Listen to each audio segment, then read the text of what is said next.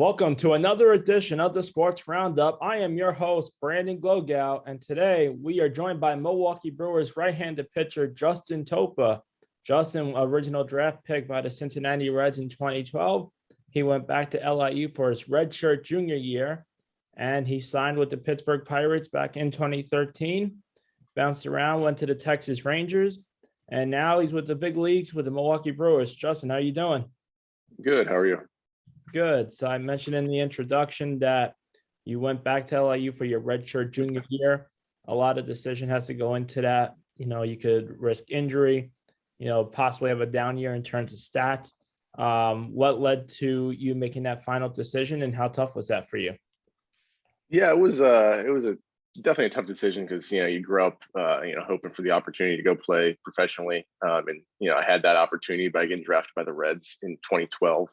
I was kind of in a unique situation because I was actually hurt at the time. I was rehabbing from Tommy John surgery that year. So I actually didn't even pitch in 2012 in the college season.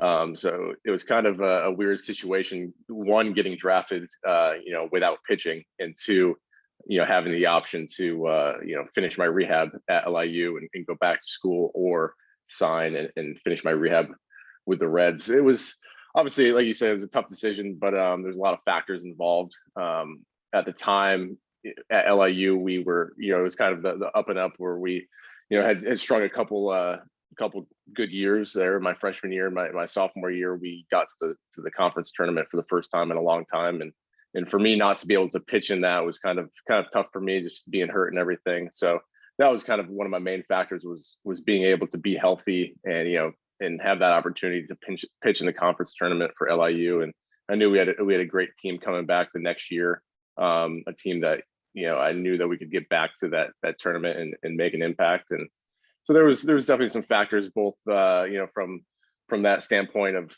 where I was health-wise and where I was, having that opportunity to start my professional career. So I think just in the end, it was kind of a collective decision by the family and close friends that, this is probably the best situation going into things, and go back to LIU and see what happens the next year. So now next season, you go back for the draft and you're drafted by the Pirates. What's it like in the minor league clubhouse? You have a bunch of guys in there that have two of the same goals. You want to win the championship, and you're all, I guess you could say, competing against each other because you all have one goal also personally to get to the big leagues. What's the atmosphere like in the clubhouse? Is there like tension, or do you just all have the same goal about winning a championship? Yeah, I think it's pretty. It's definitely a unique situation that you're thrown into, right? Like you said, you have kind of two goals. You have the long-term goal of getting to the big leagues and making an impact there, and obviously the short term, that season, just playing well as a team and trying to win a championship. In professional baseball, there's in professional sports, it's a lot of player development stuff, especially at that level, right after the draft. So everybody kind of came into it in their own ways. But I think at the end of the day, like you said, is being there and working as a team to achieve an ultimate goal of winning a championship that year. That's kind of the main thing in the clubhouse, in the day-to-day workday. It's a unique situation for the fact that there's guys that are drafted in different levels, right? That get your first rounders all the way down to, at the time, there was 40 rounds in the draft when I was drafted. So you have that unique disparity of where you've been selected or where you have been prior to that, whether it be high school or college. But you walk in there and it's just kind of your normal team environment. You just get to know everybody for the first time. You get comfortable in the situation and get used to the day in and day out scheduling of professional baseball. So I think more than anything, it's just you're just with the boys again and trying to go out and play good baseball. You go on. How many years did you play with the Pirates before signing a contract with the Rangers, Texas Rangers, and what led you to do that? Yeah, so I was drafted by the Pirates, like you said, in 2013. I was actually released in spring training of 2017. And then went and played independent league baseball in New York. At the time, it was for the Rockland Boulders in the Can-Am League. They're no longer part of that. That league is no longer existent. But the team is still there. And so in 2017, I was there. And then to start the 2018 season, I started out in Rockland as well, and then signed halfway through with the Rangers. Yeah, so basically that came up. It was kind of out of the blue. When you're in indie ball, it's, I guess you could say, the lowest lowest spot in professional baseball. You're not affiliated with a professional organization. You're basically just a free agent continuing to play, hoping for the opportunity to get in affiliated ball. And I had a good year in 2017 following my second elbow surgery, and I had some workouts with teams, and I thought that maybe I could get picked up that off season after 2017. Unfortunately, that didn't happen until halfway through 2018. But yeah, so I signed with the Rangers. They basically reached out to the team in Rockland. They needed some pitching at the time, and I was able to get picked up by them and signed a contract and played 2018, the rest of the 2018 season with them in the high A and double A in Frisco. So now you go to the Milwaukee Brewers then in 2019. And it didn't take much longer for you to get to where you are now. You spent about a year and a half in the minor leagues in Milwaukee. Well, 2020, actually, there was a cancellation in the minor league season.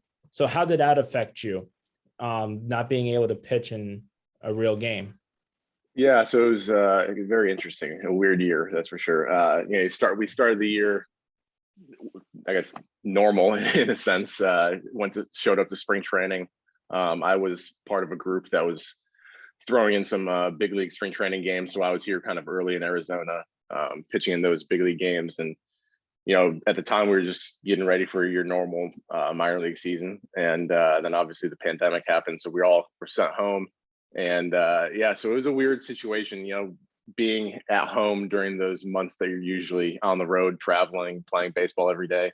It was definitely different and something to get used to. So, obviously the facilities that I was working out in the off season, were closed due to the pandemic. So you kind of have to figure out your own home workouts and stuff like that. Thankfully, we were able to grab some weights and stuff to kind of make a little homemade gym at home. I ended up building a mound in my backyard. So wow. Was able to find a local catcher, a high school catcher, to come by a couple times a week and stay in shape and play catch and throw bullpens, stuff like that. And as things progressed throughout the summer, there's talks about spring training starting up again, just with the pandemic and have all the restrictions COVID wise. So there's those talks, and then spring training, I guess what they call 2.0, happened in June, middle of summer there. And initially I wasn't part of that group that was being sent there, so it's kind of like a waiting game at that point. I didn't know if what the plan was, if the minor league season was going to actually happen. I knew that there might have been an opportunity to be added to that taxi squad group, what they called it, or the alternate site that we had in just north of Milwaukee and Appleton. So I was kind of just waiting on a phone call more than anything. I was actually a pending minor league free agent again after that season. So it was kind of up in the air what the plan was for the rest of that year, and then obviously further into 2021.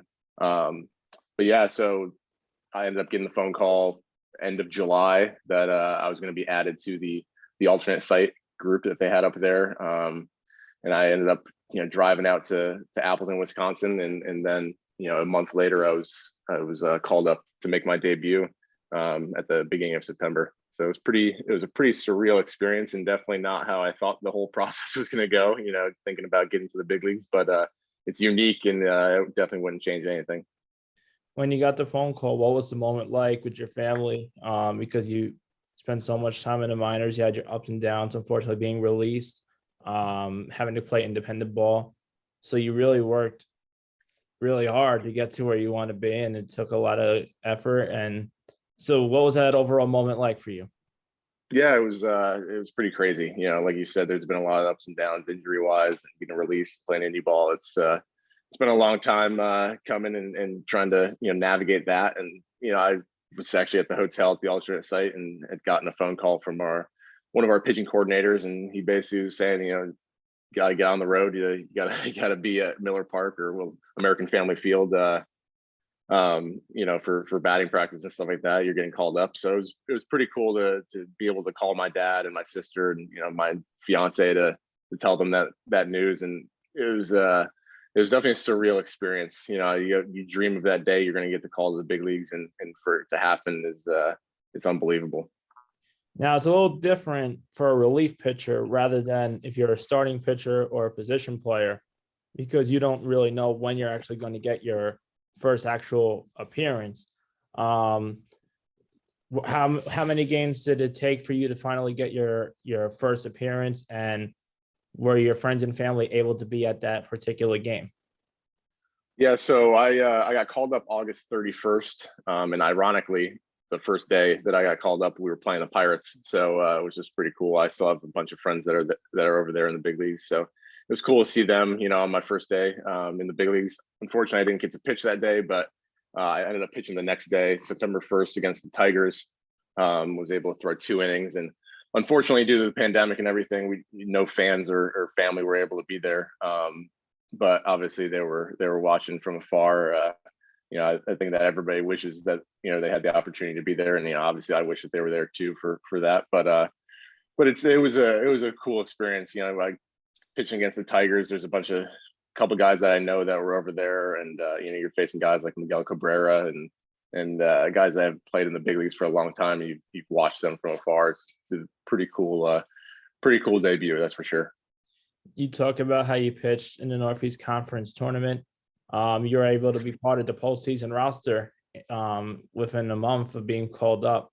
Talk about that experience. Obviously it was a little different with no fans in the stands, but just the overall experience being part of the roster for the postseason. Yeah, it was awesome. It was pretty cool to have that opportunity. You dream of getting to the big leagues, and then there's obviously a lot of different goals that come with that, and to pitch in the postseason. I've always loved the game of baseball, the competing aspect of it, and the ultimate goal is to win a championship. So to have that opportunity to be part of that playoff roster and that playoff push is incredible.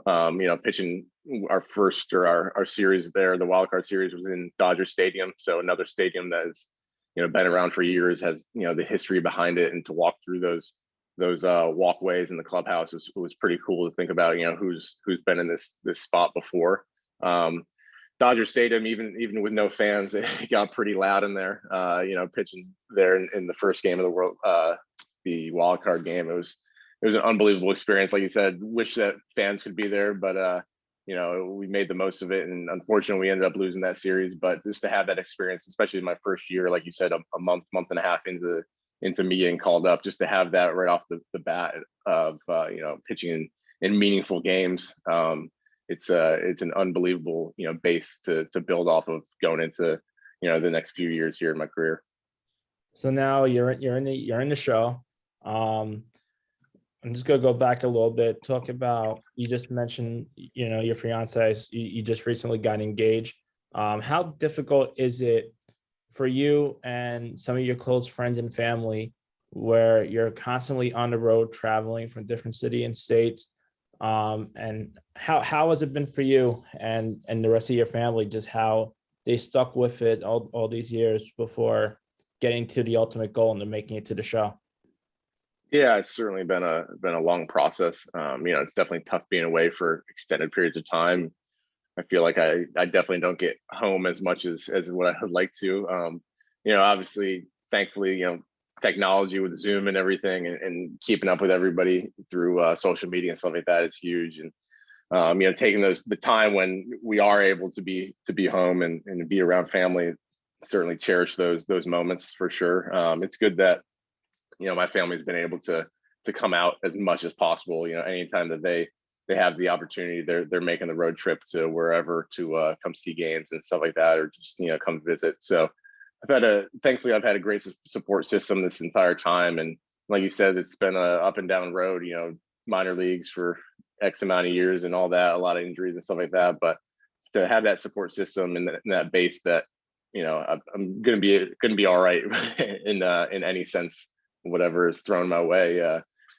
It's huge just to be able to have those people there to just call up, talk briefly or whatever. As much as it sucks that we can't be together at all times, it's good to have that opportunity.